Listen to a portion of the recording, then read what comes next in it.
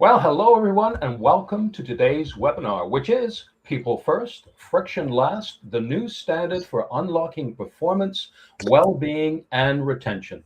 I'm Jerry Brown, today's guest host, and I'm delighted to be joined today by Lejla Imsirevic, who is the People Partner at KFC Queensway Europe. And Lejla is passionate about making workplaces more human, modern, and digital with a focus on employee experience and internal communications. Clare Lattin is the co-founder of 4 London restaurants, Ducksoup, Little Duck, The Picklery, Camille and Amelia, bringing a publishing and PR background to the world of hospitality leadership. Heather Halliday is a customer success manager at Flip, supporting international customers with the adoption of Flip's technology across frontline teams. And Nick Crawford is founder and CEO of Work Networks, an internal communication and digital workplace consultancy with over 2 decades of experience partnering with organizations including AstraZeneca, the NHS, and the World Health Organization. And a great big welcome to you all today. Thanks for joining us.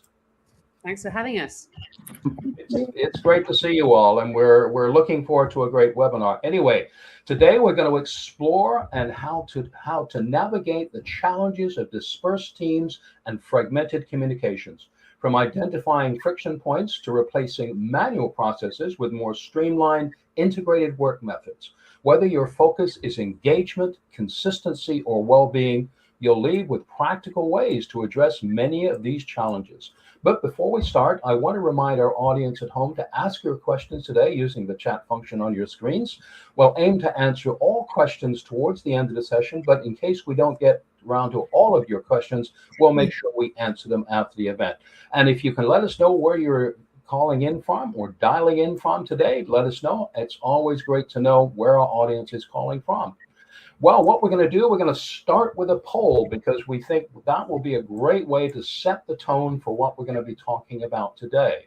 And our poll question to really start the theme of friction and the case for change is asking you, our audience, where is operational friction currently most visible in your organization? And you'll see the poll question come up momentarily.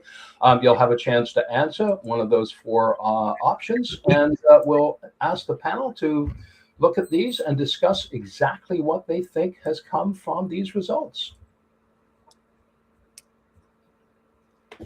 We're going to get the results coming in from, it takes a few minutes for the poll questions to come in. We're just seeing some things come in.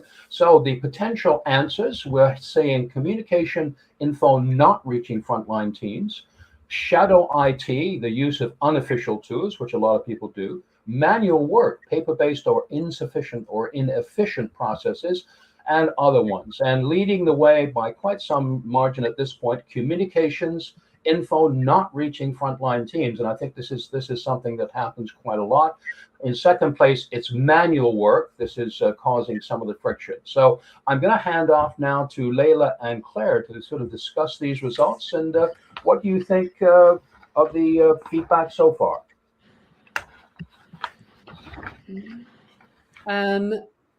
I think that this is very true. I think, we certainly have those problems. Being an independent restaurant, we have an incredible amount of information that we need to get to our teams on a daily basis because our menus change every day, our wine changes every day. So we have a lot of briefings, a lot of information in those briefings. And over the past probably 8 months or so, labour, well, more than 8 months, but labour has obviously gone up exponentially, and bringing those teams in earlier to have those briefings is very expensive and very overwhelming. And so we're trying to look at ways that we can kind of streamline that information and get it to them more efficiently. I understand.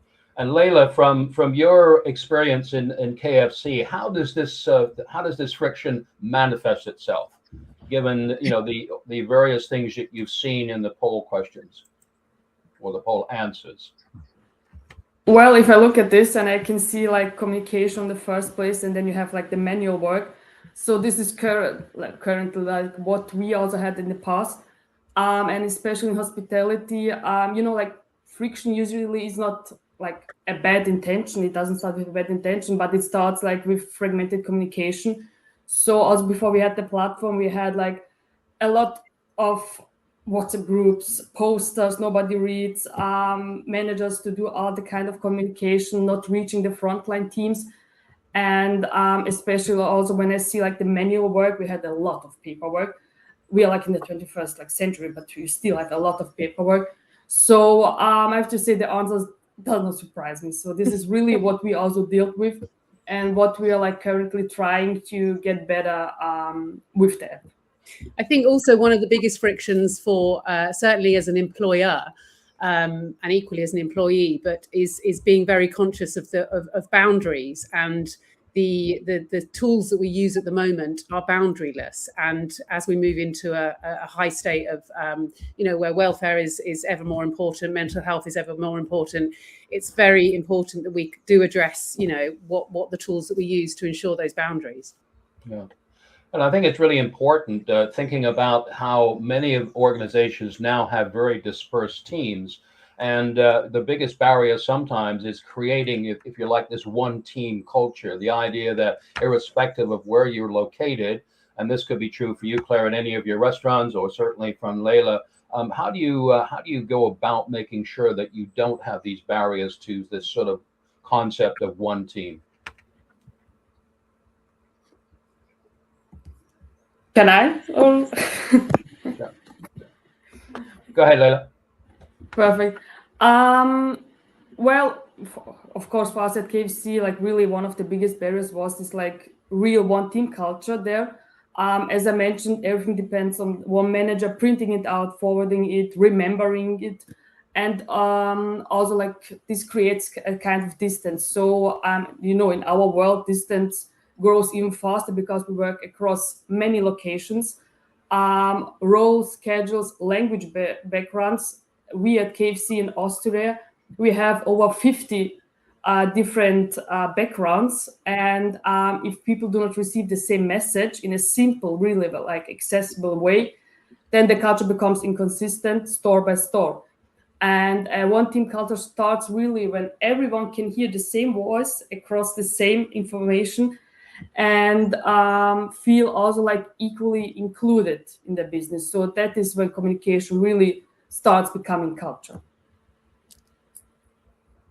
And Nick, in terms of from your perspective, looking at some of the things that you're able to do to encourage, if you like, to encourage, this idea of a single team culture, how do you see that working from your perspective?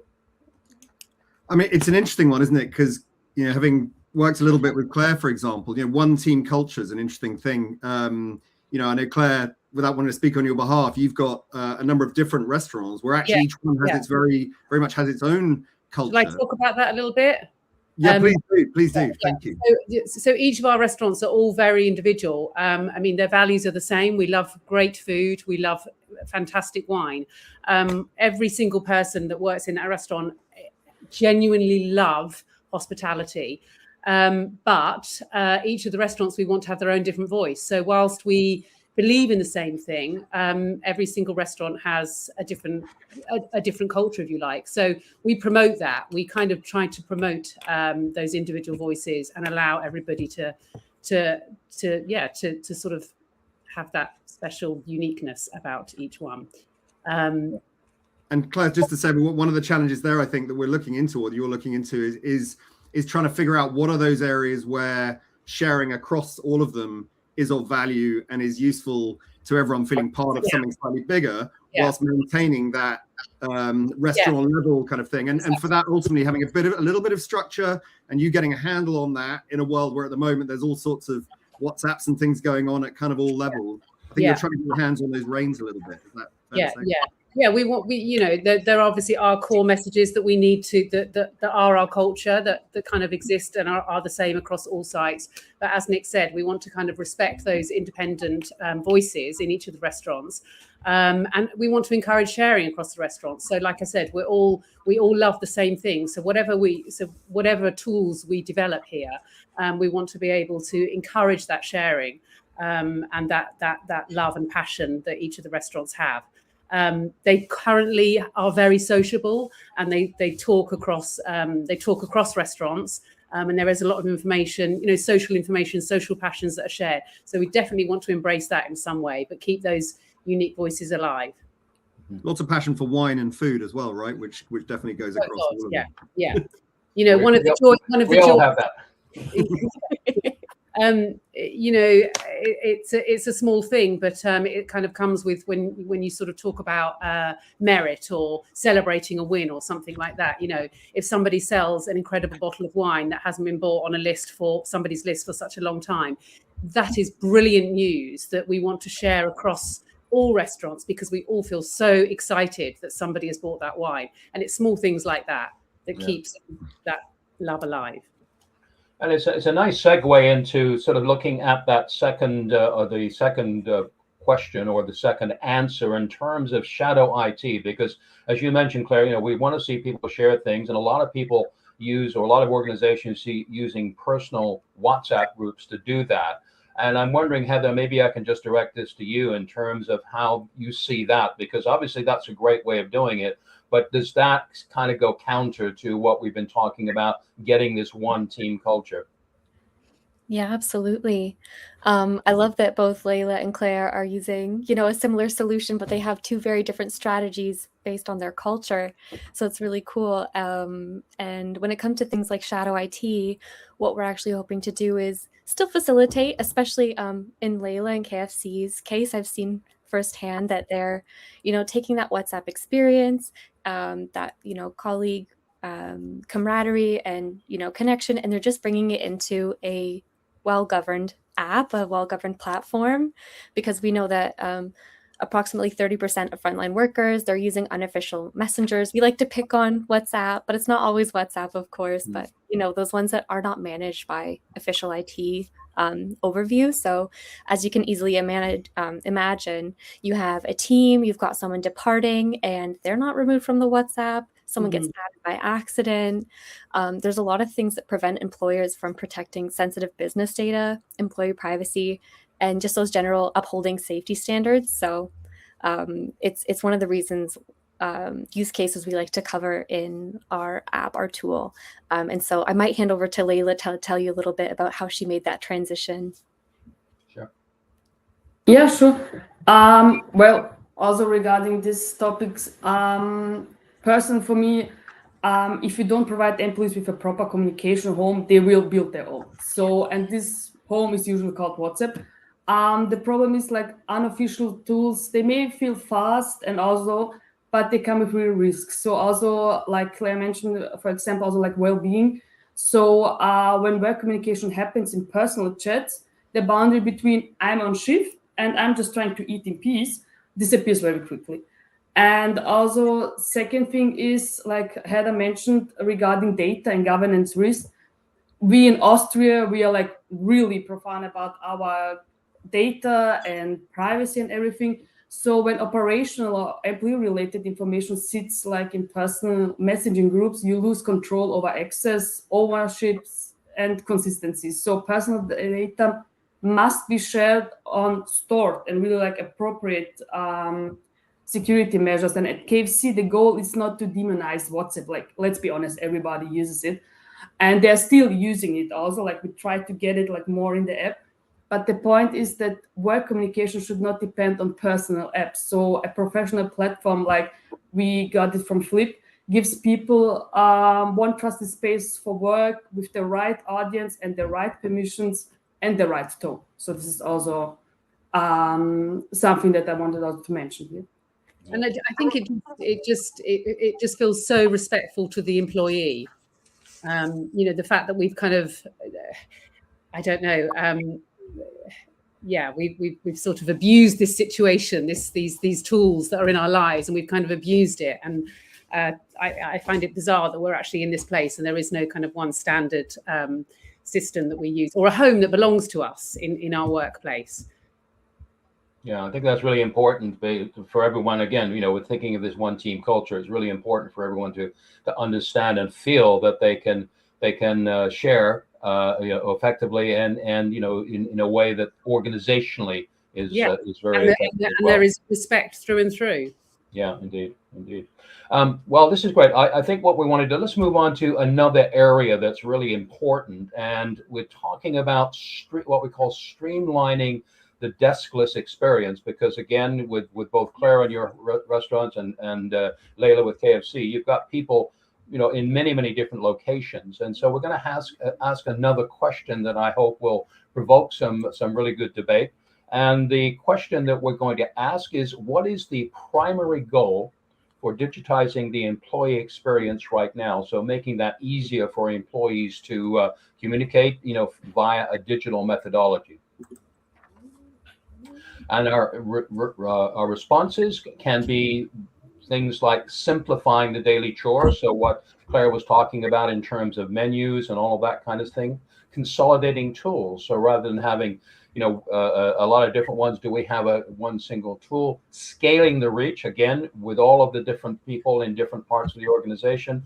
And then many organizations are still trying to figure out what to digitize and where to start first. So we're just seeing the results coming in now. We're seeing that simplifying the daily chore, and I can imagine this would be really important, especially in your restaurants, Claire, because you obviously have probably daily menu changes, things going on a regular basis that everyone wants to be aware of. We're seeing consolidating tools sort of in second place right now, and then digitizing, where to digitize, that's popping up. So we're seeing some interesting responses coming back. We'll just give the audience a few more seconds to come in. But it looks like simplifying the daily chore, that will mean things to different people, seems to be the most important thing in terms of the primary goal for where digitization is coming in. So perhaps just getting back to the three of you again, in terms of how do you reach the unreachable employees without overwhelming them? Because we don't want to be seeing, we're going to get these things all the time, but making sure that in a fast-paced environment like a kitchen or a shop floor, that the information can get through on a regular and effective basis. Is Lejla? I can, of course. I think the biggest mistake companies make, maybe also we at KFC at first, is like assuming that frontline employees are like hard to reach. Usually they're not hard to reach, they are just easy to overlook. So in hospitality, people are like moving fast, serving guests, cleaning, training, handling rushes, solving problems.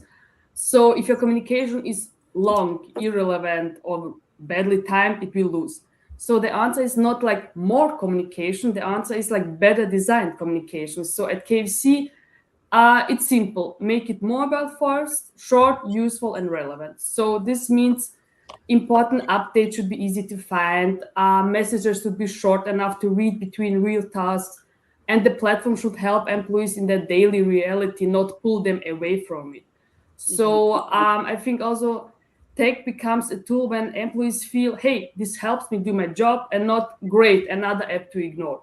So that is why content matters, and really like a mix of particular information, onboarding help, training guidance, also like recognition, and relevant store communication starts to make the platform like feel useful. And the goal is to create really like a place that is worth opening because it helps them. So this is like really, we also at the beginning made the mistake, like what kind of content, how often should we do it, and really at the end it's like, keep it simple, guys. Yeah, I think what sorry, Nick, I was going to say is, I think you're right. It's getting that definition right, getting the balance between, this is really, it's going to help us. Having employees recognize this is going to help and not be a hindrance. And I'm sure, Claire, you've got, with your 4 restaurants, people making sure the information is there and that they recognize that this is really going to help in their daily work. Yeah, exactly. It's just appropriate information at the right time, and just systems that enable them to do long tasks. So, for example, we have a service report at the end of the night where we want a narrative on what's happened, figures, and so on and so forth. That can actually, that's a long thing to do at the end of the night. You're tired. It's been a busy shift. You've got to open the laptop. You get the numbers off. There could be a way of just building something that is just a prompt. So, quick questions, easy to answer, done in 5 minutes rather than done in 20 minutes. It could even be done on the bus on the way home, for example. So yeah, it's appropriate information and quick and easy information or tools to operate. Yeah. Nick, I'm sorry I interrupted you. You were going to jump in there. I think Claire and Lejla probably made the points I was going to make for me. So thanks everyone. I think it was just, I think for me, you know, it's to get this right. It's about the balance, isn't it? And this isn't just a comms platform, just an operational tool. It's about having those right things, which is going to be very contextual to each organization. So Claire mentioned their end of service reports, right? Which I believe, you know, historically were kind of like filling in a spreadsheet, emailing that spreadsheet to someone. If you can bring those, you know, these kind of digital tools like Flip or whatever, we can automate, you know, 50% of the kind of more mundane tasks. And if we can do that, we can obviously, you know, make this not a chore, right? It's a platform that's really, really easy for people to use. And because of that, it then becomes a really great platform to put those communications through and everything else. So finding that balance of kind of useful stuff, useful, tasks, and then it becomes a really powerful comms platform with a little bit of structure. Indeed. And Heather, I think in terms of a lot of organizations don't necessarily have this platform or have the access to the digital devices that can make this so much more effective for people. Yeah, no, you're absolutely right.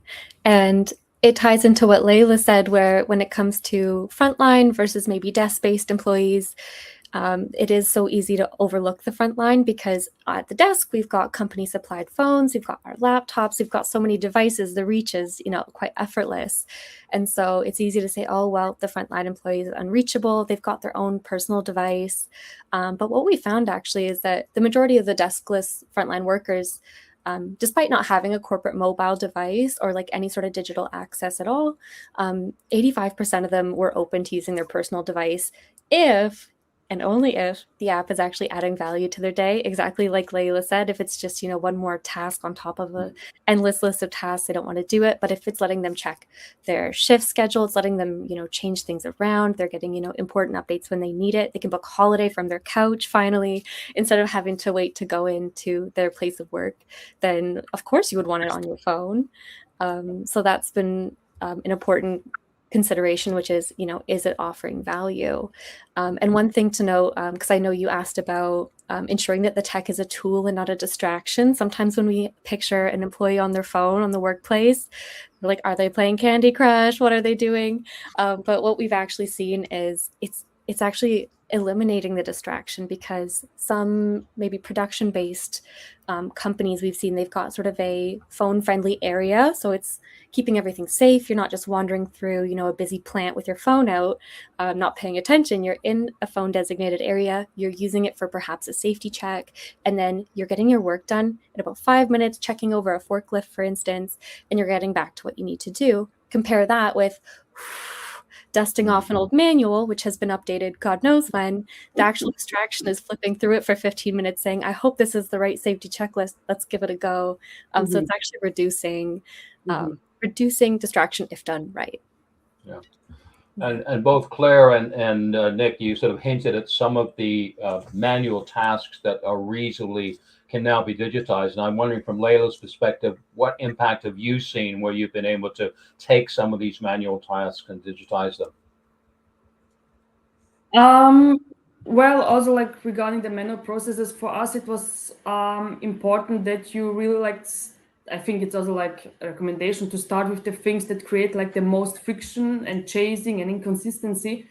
So for us, it's usually not just one big glamorous process. It's like very often the boring admin that quietly wastes the most of time. So from my also like HR perspective, some of the most valuable first wins that we got was, for example, document collection for our employment permits, getting onboarding feedback that we usually did like with emails, or also like top-down announcements that we need to reach like everyone directly, and not like through 5 layers of interpretation. So at KFC, one really like example is digitizing processes that managers used to manually follow up again and again.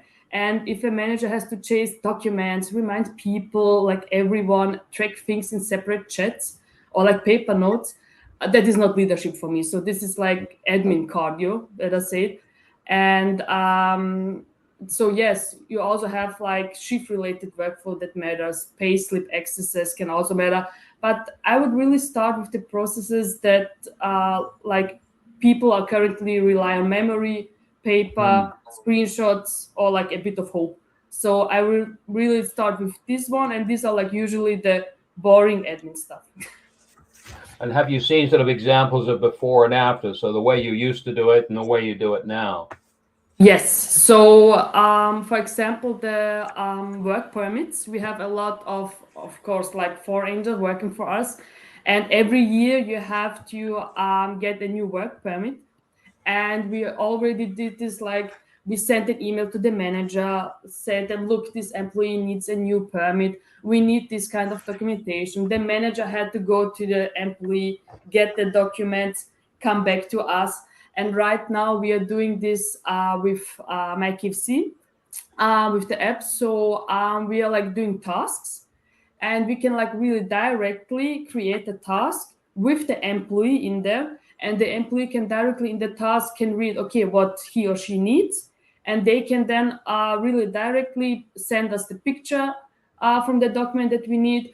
And also we put the manager in it, so just that he or she is like in the frame. But we can right now see that it's going faster. The manager doesn't have to chase them around. And for now, I think all the work permits until June are like done. So this is something that we didn't have like in the back then. Yeah. And I think that really leads us now into another area, another theme that we want to talk about, and that's culture, recognition, and well-being. And I think what you've just articulated is the fact that when employees feel that you've created something that makes life easier for them, that makes it better for them, it has a tremendous impact. And this is, I think, the question I guess I would ask you is, how can a digital platform such as what make the workplace more human? Because that's what we're hearing. You know, all the noise about AI. Well, we want to be more human. It sounds to me like this is really making a big difference to make it a more human environment, a more human organization. I have to say, I really like this question, not only because I work at HR, but I really like this because people often assume that tech makes work colder. But I think that the opposite is true. So like bad communication makes work colder, and a digital platform feels human when it does more than like broadcast announcements. And it should also like create visibility, appreciation, and connection. So in a big dispersed organization like KFC, people can do brilliant things every day and still feel invisible outside their store.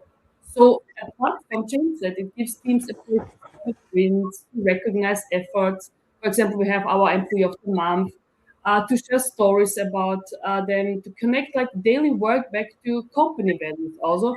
And this is really where peer recognition becomes powerful. And recognition does not need to be big, expensive, or like dramatic.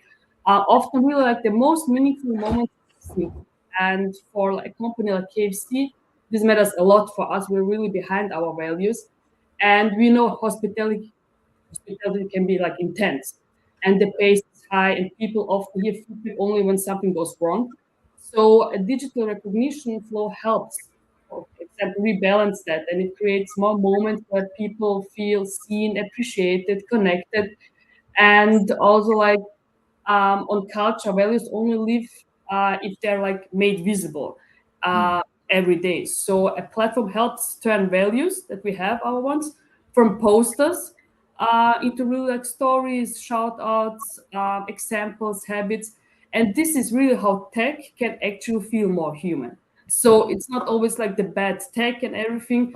You really just have to use it correctly. Yes.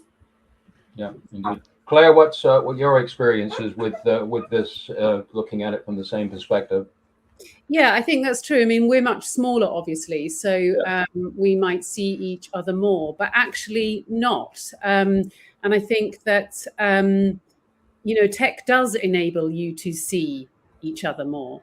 And I go back to the point I made on the wine and being able to share about that. Or for us, we all travel a lot because, like I said, we just love restaurants and we share those experiences. Now, we might share those experiences in person or on our WhatsApp, but we do share them, and we really encourage that. And we bring that back to the workplace, and we see, how those experiences translate into our menus, or how a wine we drank somewhere we then bring in, or something like that. So it's just ensuring that community and celebrating that community. And I think also the human aspect as well is ensuring that there is welfare in that app as well. So it's not just about, we need you to do this, we want this, or enabling you to do your work, your job better for us. It's ensuring that they get what they need. So making sure that we sort of work with various organizations, mental health organizations and hospitality perk organizations. So each person has their own kind of hospitality perks. They can hopefully see that. I mean, at the moment they have their manager looks after it or something like that, or we remind people on email. But just having access to the perks that they have, the counsellors that they can call through this mental health application, the important numbers, because it's all very well, you put that out in your manual, the manual gets buried somewhere, you never visit it again. But we want to just, reassure people that if they do need to speak to somebody, there is a number that they can call, and that number should be easily available, for example. Yeah. And a couple of questions coming in from our audience, and I'll just kind of paraphrase them, because they sort of refer to the fact that, do employees feel that, they're always on? In other words, that if they have to adapt an app, perhaps to put it on their own personal device, do they feel like, well, we're never going to be allowed to sort of leave work, if you will? And some concerns, and maybe Heather, you might want to sort of look at this one and sort of see how, from that perspective, it's a great app. We've already heard from all of you how valuable it can be for the employee. But are there any concerns about people saying, well, you always have to be on, if you like? Mm-hmm. Yeah, that's a very fair concern to sort of have upon first hearing about the app, especially on personal devices. The nice thing is, as with any app, everyone, even if it is a work device, you're quite empowered to exercise your notification settings however suits you. And I know a lot of companies, and on a wider scale, countries have restrictions when it's, forgive me, I don't remember the proper term for it, but out of hours work, that it's not actually allowed to contact someone out of hours. And for those cases, there's a really nice feature within the tool we promote, which is to silence notifications across all apps on all devices automatically. So that helps us comply with that and make sure everyone's time is respected. But yeah, as we've kind of seen, people, like we said about that, 85% of people like to have it on their device. But with being a personal device, then it's nice that there's a bit of, it's their prerogative that they want to have it. And if they don't, it's been really nice to see workplaces either already having or introducing digital signage, like screens where people can log in, I should say kiosks, to log in and just use it on the desktop version for the occasional task or whatever they need to do. So we definitely always encourage some flexibility, especially when it comes to personal devices. And it's a great opportunity to actually speak to people who don't have it. And my favorite question to ask is, if we could put one thing on the app that would have you thinking, I might need this app, what would it be? And it helps you develop out your use cases and appeal to those folks who are a bit hesitant. Yeah. Well, it's a nice segue. Go ahead, Nick. Sorry, I was just on the kind of always on question there, shadow IT, let's pick on WhatsApp again, or whatever you want to pick, that kind of is always on, right? And it completely blurs those lines, and there is no separation unless you're going in and muting particular groups or what have you. And what we see a lot, I literally had a meeting this morning with a Flip client, actually, who's a global logistics firm, so not hospitality, but they've got people working in ports and driving cranes and things, and the chat function's really taken off there on Flip. And what people are saying is, well, it's really great, right? I don't always want to have to share my personal mobile number with colleagues. I want to be able to separate, leave work and switch off. So Flip is work, WhatsApp is private life, to get that clear sort of separation.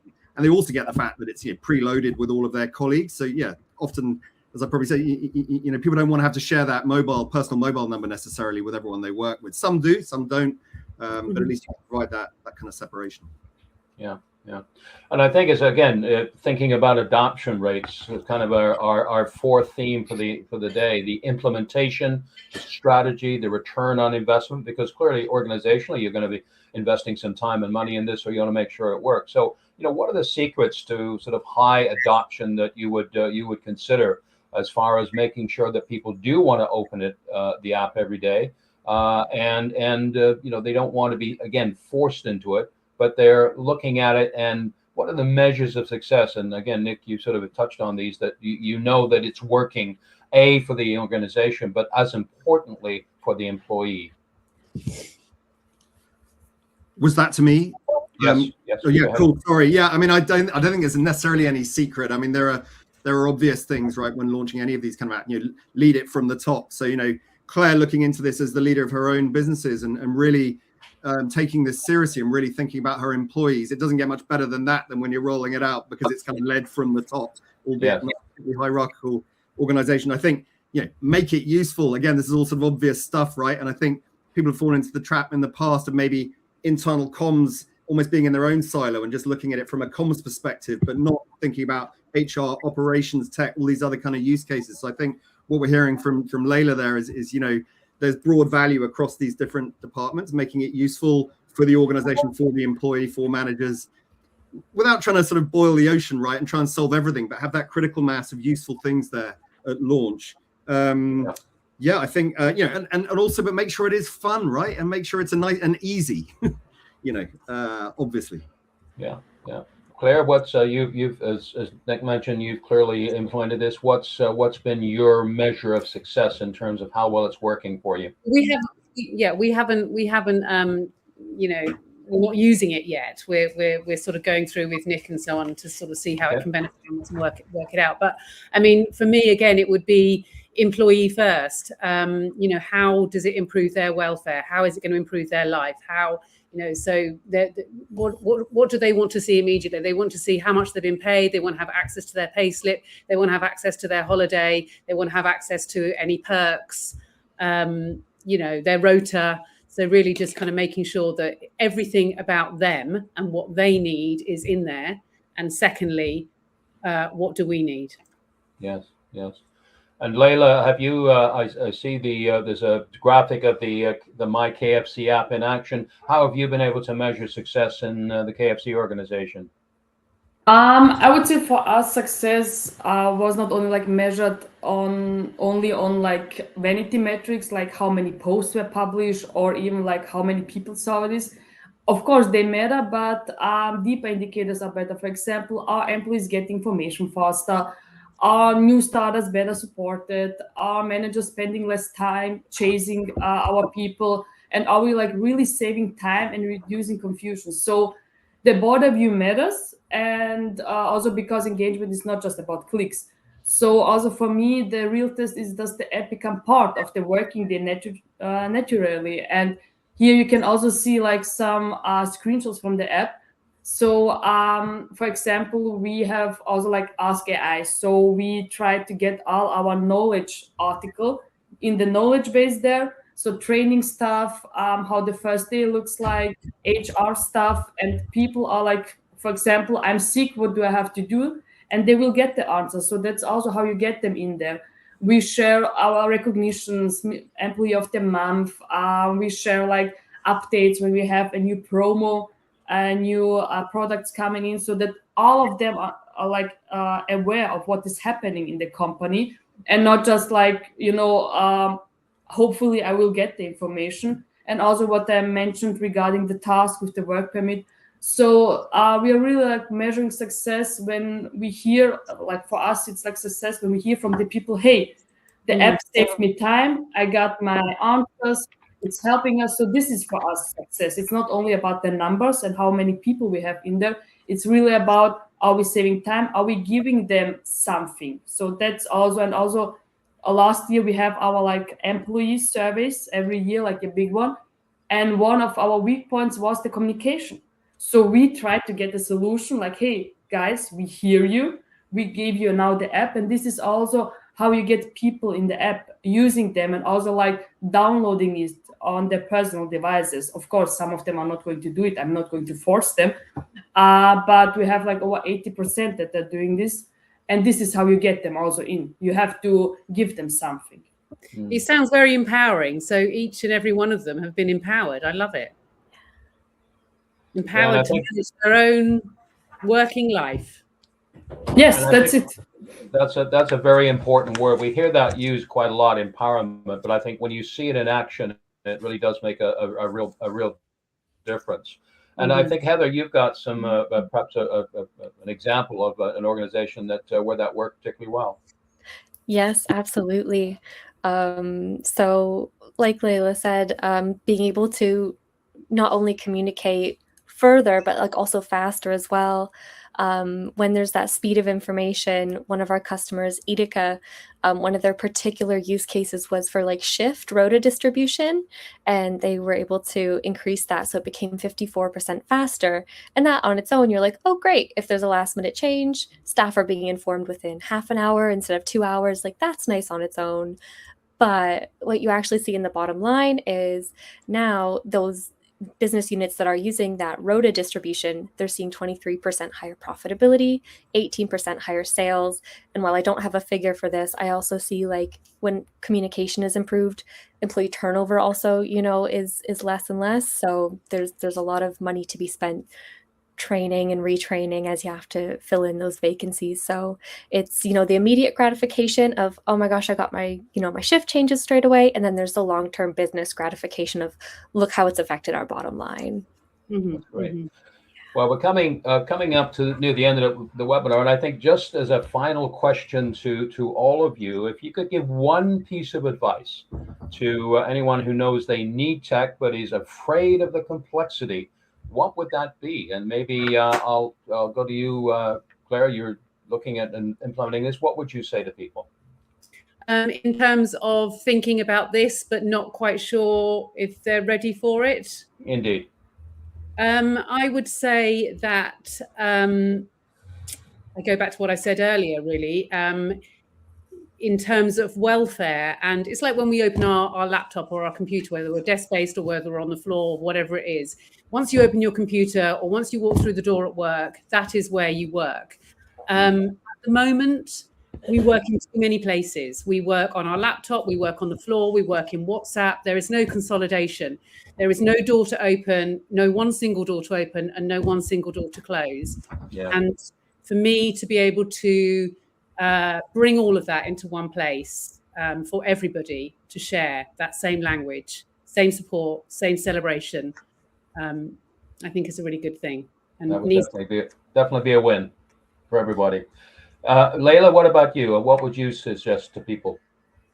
I would say don't start like with the technology, but start with the pain points. So leaders often get nervous because they imagine one giant implementation project with endless features, training sessions, and change requests.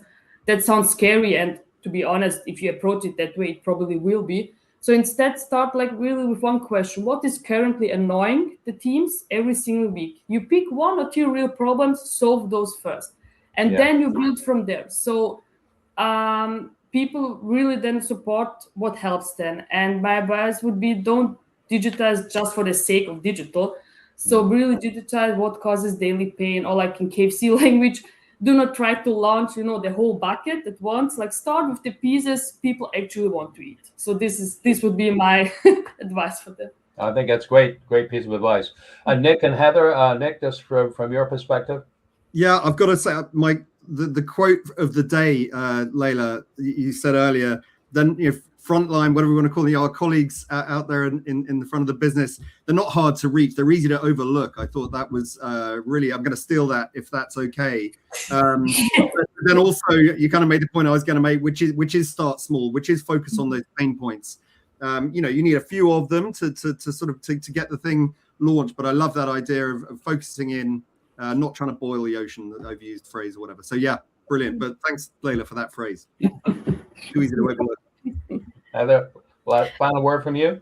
Yes, absolutely. And I'm going to steal it from Lejla and KFC's strategy, which was not only start with 1 or 2 use cases, but start with 1 or 2 locations. You don't need to, if you imagine a global or even national, lots of locations, start with your most tech forward folks that are likely to give you feedback and really perfect those couple of use cases before you go wider. So like they all said. Right. Well, I think as I say, just a minute or 2 left. So just one final question to ask our audience, because I think this will give us a pretty good indication of how best they might move forward. So what would be most valuable? So the poll question we're going to ask is, what would be most valuable for you, our audience, as a next step? And if you would like to answer that, you will have the option of a free friction assessment, a guided tour of Flip, or more insights. So you can have a look at either of those and give us a vote on those. And obviously, we'll be able to be in touch with you. Any of you who have registered will be able to get information. And we're seeing a guided tour of Flip, more insights. So that's great. So obviously, our audience is really keen to find out more about it, and I'm sure that you will be keen to do that. So I think all of those three options seem like they're pretty good or pretty popular with our audience. So I'm sure that that'll be great for you to be able to follow up with that. And for those of you in the audience, I just wanted to say thank you very much. It does bring us to the end of today's webinar. The webinar recording will be sent to you, so you can have another look at it. You can share with your colleagues who may not have had a chance to see it. And I wanted to thank Flip and Work Networks for sponsoring the session, for Lejla, Claire, Heather, and Nick for some great content, some great real world examples. And I think the benefits that the KFC and Claire's restaurants have found have been really meaningful in any organization, but certainly in the hospitality world. So I wanted to thank you all again. Thank the four of you for joining us today.